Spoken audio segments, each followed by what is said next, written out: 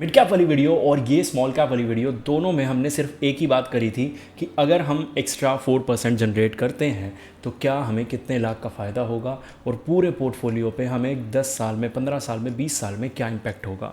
Mostly मैं avoid करता हूँ इस तरह की वीडियोस बनाना कैलकुलेटर, क्योंकि ये स्पेकुलेशन एजम्पशंस वगैरह पे डिपेंड होती है।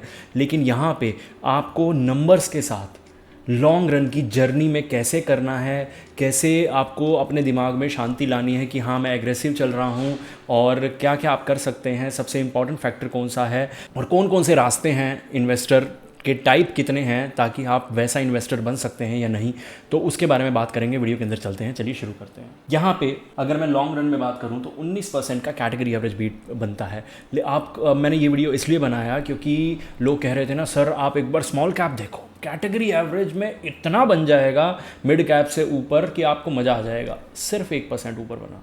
1% बहुत कम नहीं होता 11 सालों में, सिर्फ 1% भी बहुत होता है। लेकिन अगर मैं बोलूं कि हम स्मॉल कैप से पोर्टफोलियो भर लें, बेवकूफ़ी है। अब यहाँ पे जिसमें अपने कैटेगरी एवरेज को बीट किया, मैंने यहाँ पे ऑलमोस्ट ग्रीन कर रखा है सबको, और ये इधर और इधर मैंने येलो किया हुआ है उनको। आप नाम देख सकते हैं क्या है, axis small cap, bank of India, DSP small cap, Invesco, Nippon, SBI, बंधन, एचडीएफसी। अभी यहाँ पे जो अभी कुछ म्यूचुअल फंड है जैसे टाटा स्मॉल कैप है। अब टाटा को 11 साल हुए ही नहीं तो इसलिए वो इस लिस्ट में नहीं है, लेकिन टाटा भी यहाँ पे ग्रीन है। 8 में से 5 बार अपने कैटेगरी एवरेज को बीट कर चुका है और 2025 में अंडर परफॉर्मिंग था, उसके बावजूद भी 8 में से 5 बार है। और अगर कल को 9 में से 5 बार हो जाता है तो भी ये ग्रीन रहेगा। तो जब तक ये ग्रीन है, आपके पोर्टफोलियो में है, कोई दिक्कत नहीं है। तो अब चलते हैं आगे। अगर हम 5,000 की एसआईपी करते हैं और कैटेगरी एवरेज को सिर्फ 1% से बीट करते हैं तो 11 सालों में हम क्या कर लेंगे, 21 लाख रुपए जोड़ लेंगे। 21 लाख रुपए, 32,000 रुपये। और यही हम कैटेगरी एवरेज को बीट नहीं करते, हम 16% रिटर्न निकालते हैं तो वहीं हम 16 लाख ही रिटर्न निकाल पाएंगे। जो गैप हमें दिख रहा है वो काफ़ी बड़ा दिख रहा है। अब मैं इस गैप को पूरे पोर्टफोलियो का इम्पैक्ट दिखाना चाहूँगा कि अगर हम कैटेगरी एवरेज बीट नहीं कर पा रहे हैं, एक चीज़ ध्यान रखना, मैं हमेशा अपने क्लाइंट्स को एक ही चीज़ बोलता हूँ कि अगर आप मेरे पास हो तो मेरा एक ही टारगेट है, कैटेगरी एवरेज को बीट करना। तो अगर आप उन लोगों में से हैं जिनके पास टाइम नहीं है, नॉलेज नहीं है और इस वीडियो को छोड़ने का सोच रहे थे कि यार इतना टाइम नहीं है मेरे पास आज, या अब मैं और रिसर्च नहीं कर पाऊँगा, अगला 1 घंटा आप फ्री नहीं हैं वीडियोस देखने के लिए, रिसर्च वर्क करने के लिए, तो स्क्रीन पे नंबर है। और बहुत से लोग सिर्फ और सिर्फ ऐसा नहीं होगा कि फ्री नहीं होंगे, बहुत से लोग इतना फोकस के साथ स्टडी करना एक अपने आप में काम है। जो लोग ये नहीं करना चाहते उनके लिए नंबर है। आपका पोर्टफोलियो हम मैनेज करेंगे, कैटेगरी एवरेज हम बीट करेंगे, कैसे बात कर लेना पता लग जाएगा। अभी वापस आते हैं वीडियो के अंदर। टोटल पोर्टफोलियो बना हमारा 83 लाख रुपीज़ का।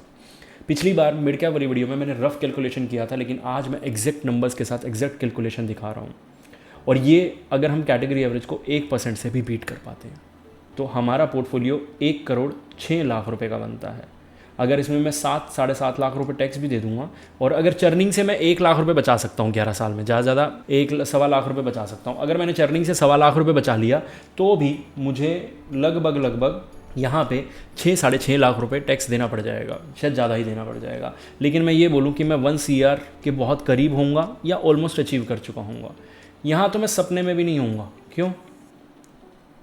इधर मेरा लगभग 5-5.5 लाख रुपए टैक्स चला, वैसे 7.5 लाख रुपए जाएगा, लेकिन अगर मैं 5-10% के हिसाब से भी मानूँ तो भी आप 78 के आसपास खड़े रहोगे।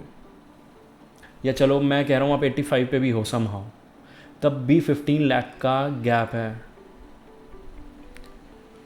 और ये गैप किस तरह से दूर किया जा सकता है? 2 तरीके हैं। सबसे आसान तरीका, इस गैप को पूरा ही मत करो,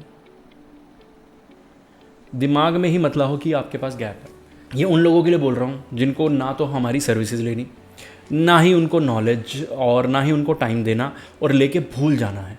अगर लेके भूल जाने वाली स्ट्रेटजी अपनाना चाहते हो तो प्लीज़ इस 15 लाख को भूल जाओ। फिर बहुत से लोग भूल जाते हैं, बहुत से लोग कहते हैं कि हमें इतनी टेंशन नहीं चाहिए, हमें ये नहीं चाहिए।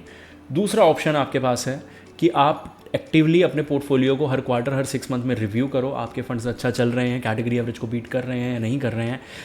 यहाँ पे एक छोटी सी प्रॉब्लम है, यहाँ पे हल्की सी डिपेंडेंसी मेरे ऊपर आ जाएगी आपकी। क्यों? क्योंकि ये फ़िल्टर कोई और नहीं लगाता। ये फ़िल्टर हमारा खुद का बनाया हुआ है, कोई वेबसाइट भी आपको नहीं बताएगी।